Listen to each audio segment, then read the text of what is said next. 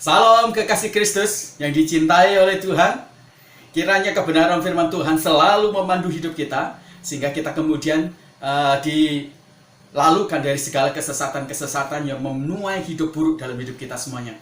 Masih dalam satu tema kita di beberapa hari ini, kita akan bicara mengelola amarah kita dengan benar dan baik dengan subtema mencuri kemuliaan Tuhan. Kita membaca lagi di dalam Bilangan pasal yang ke-20 ayat yang ke-10. Ketika Musa dan Harun telah mengumpulkan jemaah itu di depan bukit batu itu, berkatalah ia kepada mereka, "Dengarlah kepadaku, hai orang-orang durhaka, apakah kami harus mengeluarkan air bagimu dari bukit batu ini?"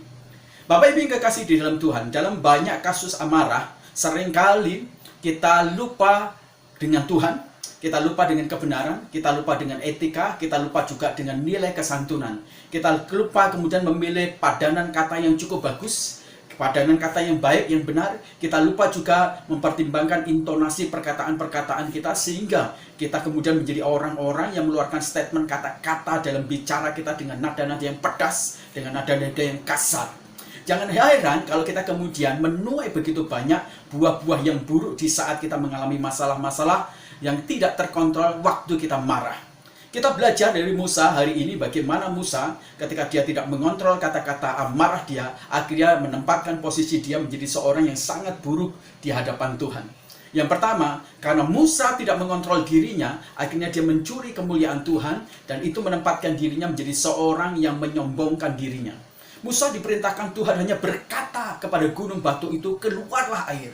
Nah, pesan ini memberikan sebuah garis tegas bahwa penghasil mujizat itu adalah Tuhan dan bukan manusia atau Musa atau Harun. Manusia itu hanya perantara dari sang kuasa pemberi mujizat itu sendiri. Musa tidak bisa melakukan itu. Musa kalau tidak diberikan anugerah itu, Musa tidak bisa melakukan itu semuanya. Musa berkata dalam kasus ini, "Apakah kalian mau kami mengeluarkan air dari bukit batu ini?" Akhirnya Musa terjebak, membesarkan dan memuliakan namanya sendiri dibandingkan namanya Tuhan. Kesombongan yang tadinya mengintip Musa, sekarang kesombongan telah masuk dan menguasai Musa. Musa mulai membesarkan nama dirinya. Maka dia berkata, "Apakah kami?" Kata "kami" ini ingin menonjolkan satu kebenaran tentang hakikat pribadi Musa dan Harun itu sendiri. Dan Allah bukanlah merupakan satu rangkaian pribadi yang sangat penting dalam karya mujizat ketika gunung batu itu mengeluarkan air. Maka hati-hatilah ketika kita marah. Jangan sampai kita mencuri kemuliaan Tuhan dengan cara kita menyombongkan diri, membesarkan nama diri kita. Ada sesuatu yang seringkali menjadi salah kaprah atau menjadi satu hal yang mungkin itu false teologi, false praxis teologi. Ketika ada banyak orang bisa melakukan mujizat, maka orang itu diagungkan, didewakan, dan Tuhan sama sekali digeser dan dikudeta, dan tidak dipertimbangkan sebagai pribadi satu-satunya yang harusnya dimuliakan. Jangan sampai kita menjadi seperti Musa, menyombongkan diri karena karunia mujizat atau karunia-karunia hebat spektakuler yang Tuhan percayakan di dalam diri kita semuanya. Di Amsal pasal 11 ayat yang 12 katakan, kesombongan yang datang tiba-tiba itu akan mendatangkan cemooh di dalam diri kita semuanya. Amsal 29 ayat yang 20 dikatakan, kesombongan yang kita bangun itu hanya akan merendahkan diri kita sendiri. Amsal pasal yang 16 ayat 28 dikatakan dengan tegas di sana, kencongkakan mendahului kehancuran, tinggi hati mendahului kerusakan. Dan Bapak Ibu yang kekasih dalam Tuhan, ditutup juga dengan Amsal pasal 16 ayat 5 katakan, tinggi hati itu hanya akan menerima hukuman. Maka hati-hatilah kita dengan amarah kita, jangan sampai mencuri kemuliaan Tuhan dengan cara kita menyombongkan diri kita. Yang kedua, pelajaran apa yang sangat penting dari kesalahan Musa ketika dia tidak bisa mengontrol emosi atau amarah dia sehingga dia mencuri kemuliaan Tuhan. Yang kedua adalah Musa melupakan peran Tuhan. Ketika Musa dengan lantang berkata, "Apakah engkau mau kami harus?" Semua ungkapan ini seakan-akan merujuk hanya Musa dan Harun yang melakukan karya mujizat untuk bisa mengeluarkan bukit batu itu keluar air yang besar. Ketika kita marah, sering yang ambil bagian yang terbesar selalu tentang kita, atau kadang-kadang bahkan mungkin iblis yang masuk mengambil peran yang sangat besar dalam amarah kita. Di mana Tuhan seringkali tidak berperan di sana. Maka saat kita marah, Tuhan seringkali tidak ada, seringkali dilupakan. Sebab jika Tuhan ada dalam amarah Musa, maka Musa pasti akan menata dan mengontrol emosinya dengan baik. Saat emosi kita tidak terkontrol dengan baik, itu tandanya bahwa Tuhan tidak berperan di sana. Dan yang terlibat sangat dominan adalah amarah kita, emosi kita, bahkan mungkin juga kuasa iblis yang ada di sana. Jika dalam amarah peran Tuhan terlibat di sana, maka keburukan, kesalahan yang lebih banyak muncul itu akan disingkirkan. Tapi jikalau dalam peran Tuhan tidak ada di sana, maka kesalahan-kesalahan dan keburukan-keburukan akan lebih banyak muncul di dalam praksis amarah kita semuanya. Jika Tuhan ada dan berperan dalam amarah kita, maka pasti di sana ada hikmat Tuhan. Pasti di sana akan muncul dengan tepat, tahu dengan tepat karena hikmat itu. Timing yang tepat ketika kita marah, kita tahu bagaimana kita fokus kepada masalah dan bukan kepada kepribadian seseorang atau kepada karakter seseorang. Kita tahu bahwa kita akan fokus kepada solusi dan bukan kepada masalah saja. Kita tahu konten yang pantas untuk kita ambil. Kita tahu intonasi yang baik dan tepat saat kita marah. Kalau Tuhan berperan dan terlibat di dalam amarah kita semuanya, amarah yang tak melibatkan Tuhan dan kebenarannya hanya akan melahirkan banyak kesalahan-kesalahan, banyak keburukan-keburukan, dan kita menuai sesuatu yang buruk atasnya. Saya ingat satu cerita yang ditulis, yang disaksikan lewat Facebook, yang dikirim ke saya. Ada seorang pengurus sekolah teologi. Satu saat dia melihat mahasiswa atau mahasiswinya sedang pacaran di dalam kampusnya. Apa yang terjadi? Dipanggillah itu kedua mahasiswa itu, dan kemudian di sana dimarahi. Dan karena marah, tidak mempertimbangkan, tidak mengontrol emosinya dengan baik, dengan hikmat Tuhan, mengeluarkan perkataan-perkataan yang tidak bagus, mengeluarkan intonasi yang kasar dan pedas. Akhirnya kedua mahasiswa itu merasa malu luar biasa. Dan akhirnya apa yang terjadi? Kedua mahasiswa itu akhirnya bunuh diri. Dan mulai dari situ dia disadarkan bahwa kalau segala sesuatu masalah bisa diselesaikan tanpa marah, mengapa kita harus marah? Maka hikmat yang datang dari Tuhan, yang melibatkan Tuhan dalam amarah itu, akan mengajarkan kepada kita semuanya amarah yang terkontrol, amarah yang terkendali, amarah yang kemudian membuat kita menjadi pribadi yang berkualitas, bukan menjadi buruk akhirnya. Jadi yang kedua, kita belajar ketika kita tidak bisa mengontrol emosi amarah kita dengan mencuri Tuhan, kita melupakan peran Tuhan di sana. Dan yang ketiga, ketika Musa tidak bisa mengontrol amarahnya dengan baik dan benar, dan dia mencuri kemuliaan Tuhan, maka reaksi atau kemudian hal yang dilakukan, yang ditimbulkan yang ketiga adalah Musa mulai membesarkan jasa diri dia. Ketika Musa marah dan dia mengatakan, apakah kami harus? Maka pelajaran selanjutnya yang sangat penting di sini adalah Musa sedang ingin mengunggulkan jasa dia sebagai pemimpin yang memberikan solusi, memberikan jawaban ketika mereka membutuhkan air. Maka Musa katakan, kami ini kami. Jadi secara tidak langsung Musa ingin mengunggulkan jasa dia. Jasa apa? Jasa orang Israel yang dapat dipenuhi kebutuhannya akan kebutuhan air itu. Jadi Musa sedang membesarkan nama diri dia. Musa sedang membesarkan jasa diri dia. Oh, aku yang paling penting. Tanpa aku, kamu tidak akan bisa kepenuhan dengan air ini. Maka kami yang memenuhi kecukupan ini. Bapak Ibu, kami, dan kami. Itulah yang ada dalam pikiran hati orang-orang yang membesarkan jasa diri dia terhadap pelayanan Tuhan, atau gereja, atau kontribusi kemajuan-kemajuan bagi gereja, atau orang lain, atau pemenuhan kebutuhan orang lain. Orang itu kalau mengunggulkan jasanya, maka berkata, oh itu karena kami, itu karena kami, itu kan karena kami.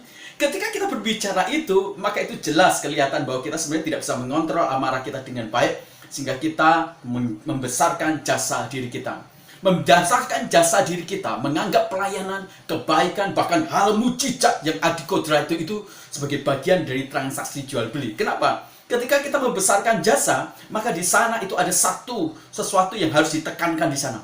Tekanan kuasa, tekanan apa? Tekanan balas budi, tekanan kebaikan, tentang tuntutan-tuntutan. Jadi ketika kita membesarkan jasa kita, kita pasti ingin kita dihargai, kita dihormati, kita dipuji, kita disanjung. Bukankah itu yang terjadi ketika seseorang itu mengunggulkan jasa diri dia? Dan akhirnya ketika orang itu tidak dihargai, tidak dihormati karena kebaikan, karena pelayanan dia, akhirnya dia marah, dia kecewa, dia tinggalkan. Dan kemudian dia bisa juga menjadi pribadi yang jauh dari Tuhan. Jika kita dipakai Tuhan, ingat baik-baik, Jika kita diberi kesempatan oleh Tuhan untuk kita melakukan karya-karya mujizat, ingat baik-baik, itu bukan karena jasa kita. Itu bukan karena kebaikan kita, tetapi itu semata-mata karena anugerah Tuhan. Ada satu pujian yang lama dikatakan, bukan karena kebaikanmu, bukan karena fasih lidahmu, bukan karena kebaikanmu, kau dipilih, kau dipanggilnya, semua anugerahnya. Itu adalah bagian yang harus kita ingat. Jadi jangan sampai kita membesarkan jasa-jasa kita ketika Tuhan memakai kita dalam gereja kita, dalam pelayanan kita, dalam segala aspek ketika kita membantu menolong orang lain. Jangan membesarkan jasa kita semuanya. Jangan marah dan membesarkan, mencuri kemuliaan Tuhan dengan cara membesarkan jasa kita. Dalam Zakaria pasal 4 ayat 6 katakan demikian, maka berbicaralah ia, katanya, inilah firman Tuhan kepada Zerubabel, bunyinya, bukan dengan keperkasaan dan bukan dengan kekuatan, melainkan dengan rohku, firman Tuhan semesta Allah. Jadi walaupun Zerubabel dipakai oleh Allah luar biasa, tapi bukan karena dia, tapi karena roh Tuhan yang bekerja. Demikian juga dalam hidup kita semuanya. Ingatlah, kelolalah amarahmu, kelolalah emosimu dengan baik dan benar, supaya kita tidak mencuri kemuliaan Tuhan. Dengan cara apa? Dengan cara kita menyombongkan diri kita. Dengan cara apa? Dengan cara apa lagi? Dengan cara kita bukan hanya menyombongkan diri kita, ya, tetapi dengan cara kita membesarkan jasa diri kita. Dengan cara kita tidak melibatkan Tuhan dalam amarah kita. Kiranya Tuhan memberkati kita. Mari kita berdoa. Terima kasih Tuhan untuk firman Tuhan. Renungan hari ini kami dikuatkan lagi untuk kami bisa mengontrol amarah kami, emosi kami dengan baik dan benar, sehingga kami tidak mencuri kemuliaan Tuhan. Terus kami berdoa untuk bangsa dan negara yang kami cintai, Indonesia ini. Tuhan, Engkau yang memiliki Indonesia ini. Tuhan, Engkau mengasihi Indonesia. Turunkanlah kiranya jiwa-jiwa baru, pertobatan-pertobatan keselamatan, sehingga Indonesia ini dilawat oleh Tuhan, sehingga bangsa Indonesia itu benar-benar menyembah dan memuji nama Tuhan, nama di atas segala nama, di muka bumi ini, di jagat raya ini, bahkan di surga ini Tuhan. Hanya namamu saja yang ditinggikan, disembah Tuhan. Kami berdoa Tuhan untuk Presiden kami Jokowi, berikan hikmat marifat untuk mengelola dan menjadi pemimpin yang adil dan takut akan Tuhan dengan hikmat luar biasa. Berkati Tuhan masalah-masalah COVID dan masalah-masalah kesenjangan sosial karena pekerjaan-pekerjaan ekonomi yang tersiok-siok ini. Tuhan, Engkau memberkati bangsa kami sehingga keluar dari krisis ini. Berkati para menteri dan jajaran-jajaran Tuhan. Tuhan, Engkau terus-menerus. Kami mengikat anasir-anasir jahat, rancangan-rancangan jahat, orang yang berusaha mengganggu keberadaan Indonesia, merusak Indonesia ini dengan cara-cara golongan-golongan untuk kepentingan pribadi, agenda pribadi mereka, dengan cara memprovokasi, memberitakan berita-berita hoax. Kami patahkan semua rancangan jahat di dalam nama Tuhan Yesus. Tuhan memberkati mereka semuanya, supaya mereka menjadi bangsa, menjadi Tuhan penduduk Indonesia, rakyat Indonesia yang baik, yang membangun Indonesia ini. Kami berdoa juga Tuhan untuk kota kami Cipanas. Berkati kota kami Cipanas, kedamaian, sejahtera, kerukunan, dan Engkau memberkati juga lawatan Tuhan atas kota kami. Ada banyak jiwa-jiwa yang menjadi percaya kepada Kristus. Roh Allah melawat Cipanas ini Tuhan. Kami juga berdoa Tuhan untuk ekonomi di Cipanas ini, baik itu agrobisnis, agrowisata, perhotelan, niaga, perikanan, peternakan, perkebunan, Tuhan pertanian. Tuhan, Engkau campur tangan memberkati ekonomi Cipanas supaya menggeliat. Engkau memberkati pemimpin lokal di Cipanas kami, baik itu bupati, baik itu camat, kepala desa, lurah, kemudian RW, RT. Tuhan, Engkau memberkati mereka, takut akan Tuhan ada pada mereka semuanya, hikmat, marifat, dan keadilan ada pada mereka semuanya, supaya mereka menjadi pemimpin yang mengayomi di kota kami Cipanas. Kami terus berdoa untuk gereja kami. Tuhan, kami berdoa untuk ekonomi jemaat kami. Kami berdoa juga untuk ekonomi mitra kami, sponsor kami, yang mungkin beberapa hari ini mengalami ketersiokan. Mereka yang memiliki bisnis, usaha, pabrik, apapun juga. Mereka yang belum punya pekerjaan, baik itu jemaat, mitra kami, sponsor kami. Tuhan, yang memberkati, perluarkan mereka semuanya dengan ide-ide yang kreatif. Tuhan menolong, Tuhan memberkati, sehingga menggeliatlah Tuhan usaha-usaha mereka dan keuangan ekonomi mereka. Aku meteraikan itu semuanya dalam nama Tuhan Yesus. Tuhan memberkati pertumbuhan karakter dari jemaat kami, pertumbuhan iman, bercinta akan Tuhan makin hari makin besar, supaya mereka menjadi jemaat-jemaat seperti jemaat Berea, menjadi jemaat yang baik, menjadi jemaat yang melakukan firman, menjadi jemaat yang betul-betul Tuhan mempertontonkan bukan hanya demonstrasi kuasa, tetapi mempertontonkan tentang karakter Kristus, mempertontonkan tentang kasih Kristus di dalam dunia ini. Kami juga berdoa untuk pergumulan gereja kami. Tuhan, Tuhan, kami sudah lama merindukan untuk bisa membeli tanah dan kemudian bisa membangun satu gedung. Secara finansial kami tidak memiliki, tapi kami percaya bahwa Engkau adalah Allah yang menjadi supplier bagi gereja kami. Bukankah firman berkata, diberkatilah orang yang mengandalkan Tuhan. Kami mengandalkan kepada Tuhan. Tuhan, kami menunggu cara-caramu yang ajaib bagi pemenuhan dan mujizatmu yang adikodrati, bagi Tuhan ketersediaan kebutuhan akan sebuah gedung dan tanah. Tuhan, kami percaya. Terima kasih Tuhan untuk renungan firman Tuhan hari ini. Kami memberkati seluruh pemirsa dan pendengar dari firman ini, dan bukan menjadikan mereka bukan hanya pendengar, tapi menjadi pelaku-pelaku firman Tuhan yang aktif. Dalam nama Tuhan Yesus kami berdoa, haleluya, amin. Tuhan Yesus memberkati kita semuanya, selalu menjadi orang yang bisa mengelola masalah atau amarah kita dengan baik dan benar, dan lemah lembutlah dalam hidupmu. Tuhan memberkati kita semuanya.